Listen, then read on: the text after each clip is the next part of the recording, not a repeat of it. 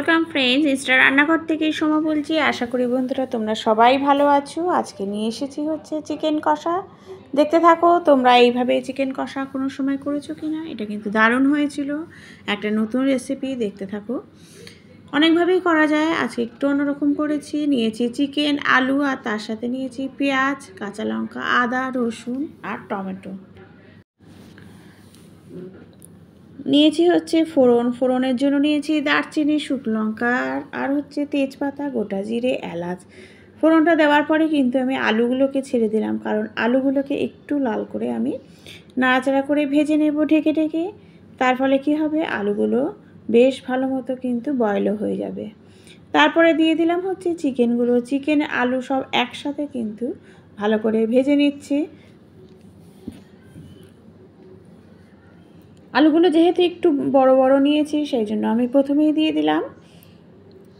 দিয়েছিলাম যাতে ভালো মতো একটু হালকা ভাজা হয়ে যায়। তারপরে চিকেন দিয়ে কিন্তু সব একসাথে ভালো করে কষিয়ে নেব। চিকেন আর আলু ভালো মতো ভাজা হয়ে গেলে দেখো, যদি চিকেন ভালো করে ভাজো তাহলে কিন্তু তার টেস্টই আলাদা লাগে। যেইভাবে আমি বলছি ঠিক সেইভাবে করতে থাকো, দেখতে হবে, দারুণ খেতে হবে। চিকেনের পর দিয়ে দিলাম হচ্ছে মেটেগুলো কিন্তু চিকেনের মেটে খুবই নরম হয়, সেই জন্য আমি প্রথমেই দিইনি, প্রথমে দিলে বেশি কুক হয়ে যাবে। দিয়ে দিলাম হচ্ছে পেঁয়াজ, আদা, রসুন, কাঁচা লঙ্কার আর টমেটোর পেস্ট। সেই পেস্টটা দেওয়ার পরে আমি কিন্তু সব একসাথে অনেকক্ষণ ধরে মশলাটা আমি কষাবো। মশলাটা আমি চিকেন আর আলুর সাথে কষাতেই কিন্তু পুরোটাই রান্না হয়ে যাবে। আমি একদম কষা করে করেছি এটা। বেশি কিন্তু জল দিলে একদম টেস্ট লাগবে না, সেই জন্য আমি সব মশলা দিয়ে ভালো করে ঢেকে রান্না করছি। দেখতে থাকো। দিলাম হচ্ছে গোলমরিচের গুঁড়ো, একটু চিনি আর দিয়েছি শাহি গরম মশলা। সব দিয়ে আমি আবার কষিয়ে নিচ্ছি। এটা কিন্তু কম আঁচে ঢেকে আমি রান্না করব, যাতে বেশি জল দিতে না হয়, সব ভালো মতো কুক হয়ে যায়। দিয়ে দিলাম হচ্ছে দইটা দেওয়ার সময় কিন্তু গ্যাসটা একদম লো করে দেবে, যাতে দই দিলে কেটে না যায়।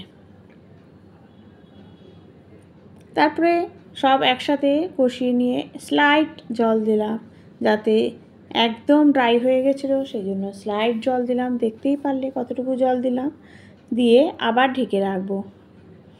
ঢেকে একদম সুন্দরভাবে কষিয়ে নেব। একদম কষা হয়েছিল চিকেনটা। এইভাবে চিকেন রান্না করলে কিন্তু খেতেও ভালো লাগে। দিলাম হচ্ছে একটু ঘি দেওয়ার পরে দেখো কত সুন্দর টেক্সচার এসছে। দেখতেও যেমন হয়েছিল, খেতেও কিন্তু আরও বেশি ভালো হয়েছিল। আরেকটু দিয়ে দিলাম গরম মশলা। নামানোর আগে ব্যাস রেডি হয়ে গেল চিকেন কষা। একটু অন্যরকম, তোমরা কমেন্ট করো। আর যারা নতুন আছো অবশ্যই কিন্তু বেল আইকনটা একটু প্রেস করো।